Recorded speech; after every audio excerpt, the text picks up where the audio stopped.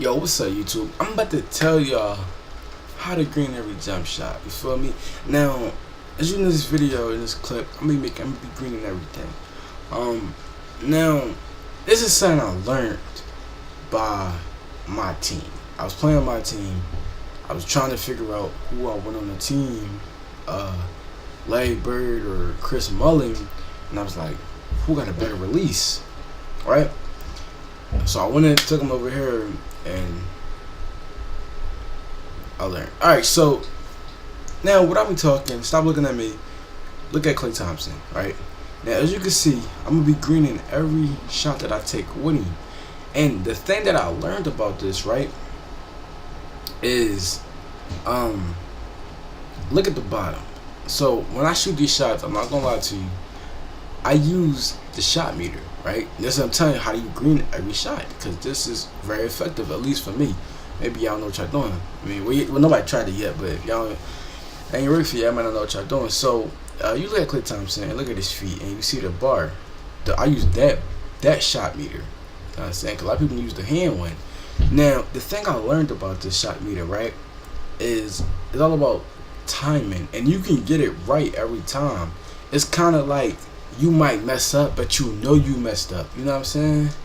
I can't really explain it. Like, you know what I mean? I see it when you playing 2K and you shooting, you like, that's a bad release because you hold it too late or something like this.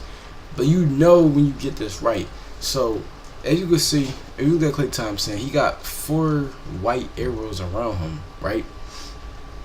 Around the shooting, you know what I mean? The shooting zone. So once both of those, you know, that green, they come in.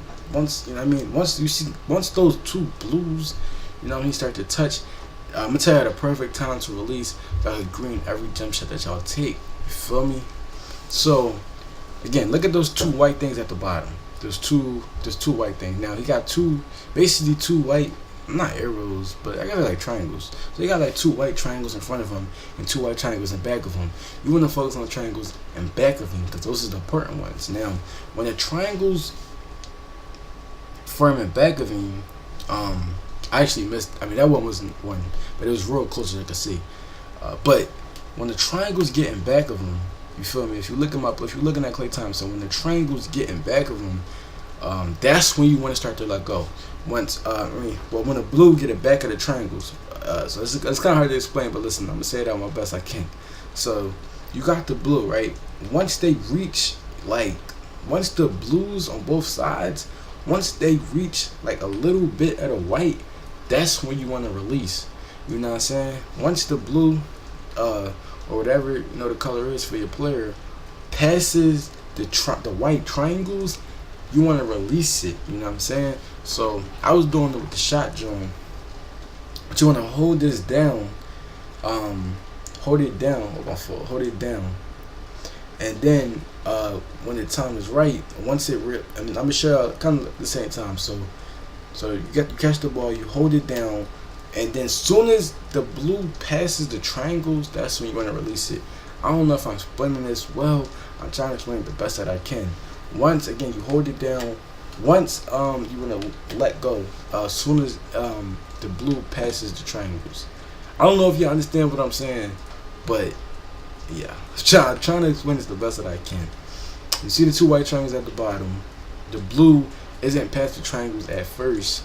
Once the blue passes the triangles, fully passes the triangles, you want to release. You should green that every time. Now again, it will kind of matter on release, I'm guessing. You know what I'm saying? I did this with, I'm saying, for me, I was making shots like this with Klay Thompson, you know, what's his name, Larry Bird, and those are 2 different shots.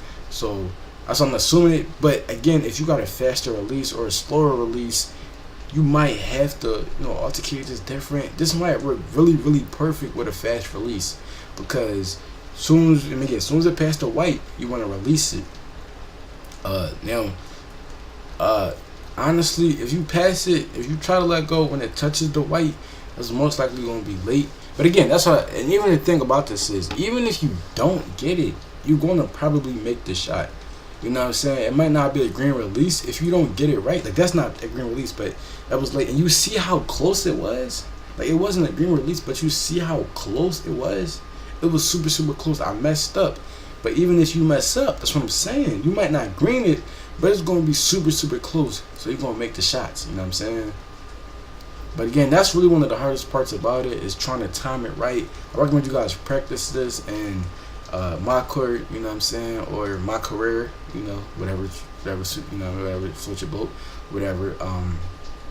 Yeah, man, I've been doing this though, and I've been greening my shots when I play, you know, any game mode, right? Park, my team, you know what I mean? So I just want to share it out there with people, you know. Again, it really doesn't matter on the release, is, you know what I mean? And then again, this will be hard. I actually do it with the analog stick, not the square. I'm guessing it don't matter though. But, and again, that it really is really hard to try to time it right, you know what I'm saying?